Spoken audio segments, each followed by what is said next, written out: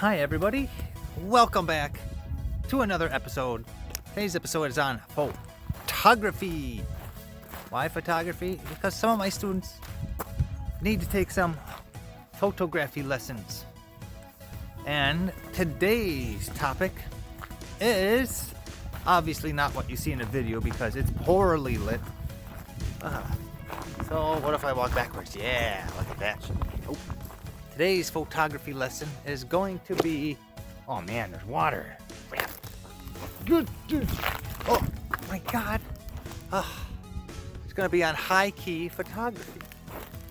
And what is high-key photography? Oh, God. Feet are wet.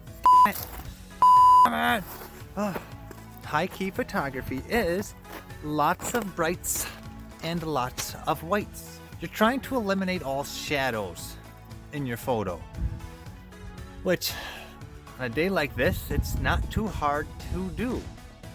But most people blow out their photo.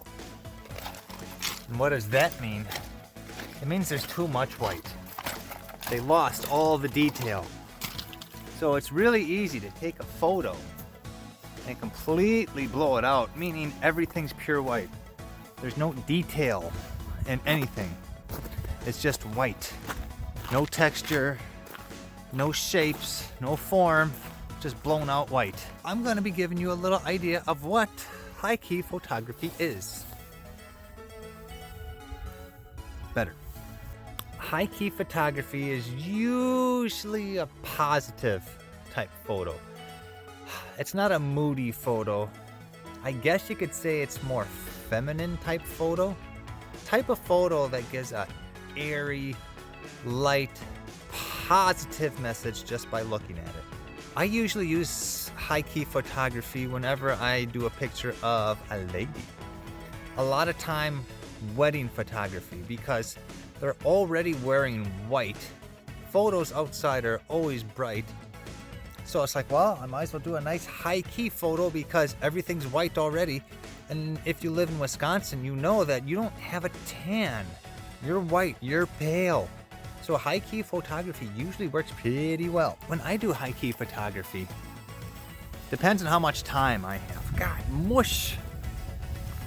Oh, pickles, okay. Stripes, oh. I take a picture and I see how it looks. Then I adjust my camera. I am usually always adjusting my shutter speed.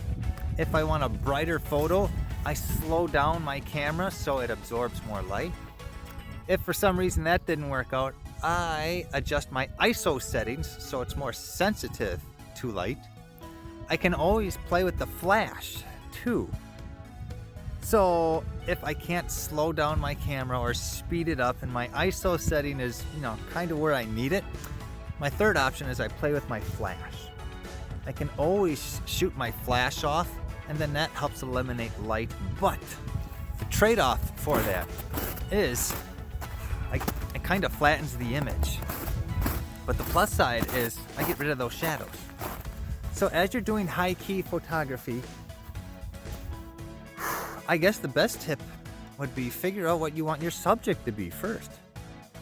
And then you take some tester photos of it. I'm just trying to find a nice little spot, and I think I found it.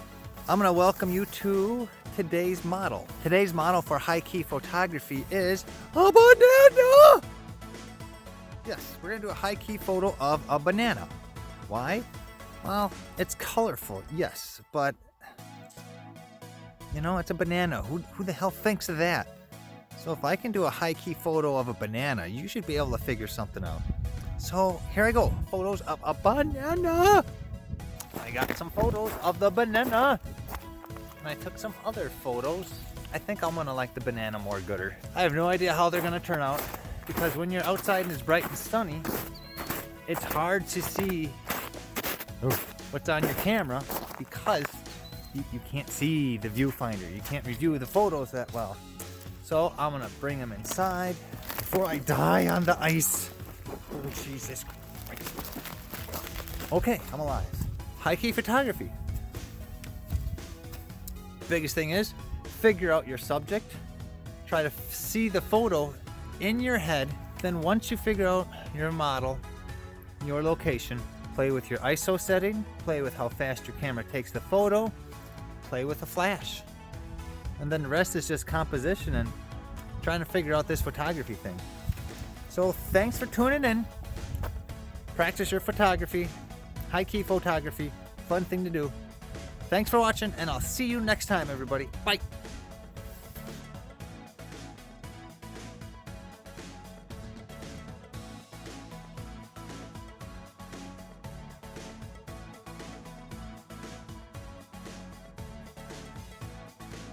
Hey everybody, I'm going to show you how to edit a photo really quick like.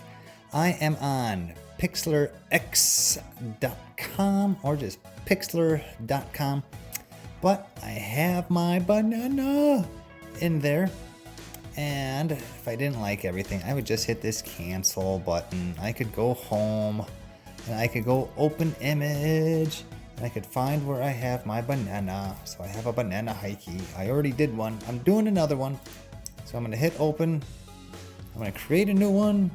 This is for the web, so I can go smaller, apply, and there's my banana. I guess you just need to adjust some of the colors on it right now because it looks good, but it's not the best. The worst thing you can do is just hit this auto fix button. It's okay, but no, you don't, it doesn't have to tell you what to do. You tell it what to do. I know I want to change probably my exposure. If I go down, it gets darker. If I go up, it gets really bright. So I might just underexpose it a little bit. I'm at -16 because I want some of this snow to pop out. I'm almost blowing out my whites because I did take this as a high key photo to begin with. So I have my lots of brights, lots of whites. So my brightness level, let's check. Oh my God, no, I come this way. I'm gonna darken it up just a little bit just because I'm looking at all these whites. My blacks, when I adjust my blacks, I'm looking at my shadow right here. So I can go like there's,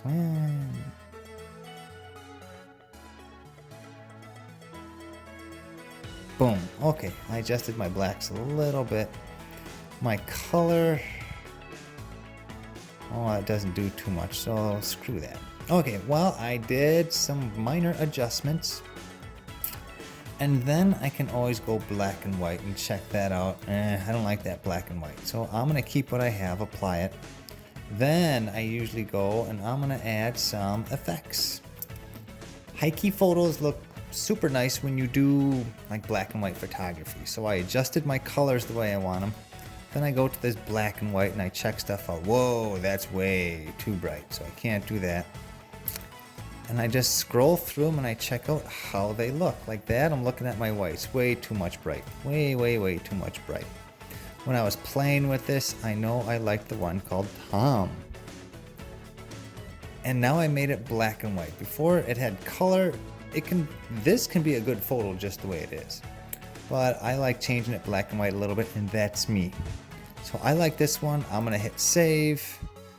And then when I save it, I plump it all the way up. I'm on high. It's still not a huge photo. You can tell by the actual pixel size. I hit download and it's gonna download my banana hikey. And then I wait for this to get done, ready in 2 seconds. I don't know if I need to, and I just hit close. So then if I came into my folder down here, there's my banana hikey. So I can copy paste that, put that wherever I want. I can even click and drag it to a desktop. I'm not sure how it would work on a phone if you did it on a phone, but this is a quick little way where you can edit photos online, and especially since most people don't have Photoshop. So thanks for listening, everybody. Hope you learned something. Talk to you later. Bye.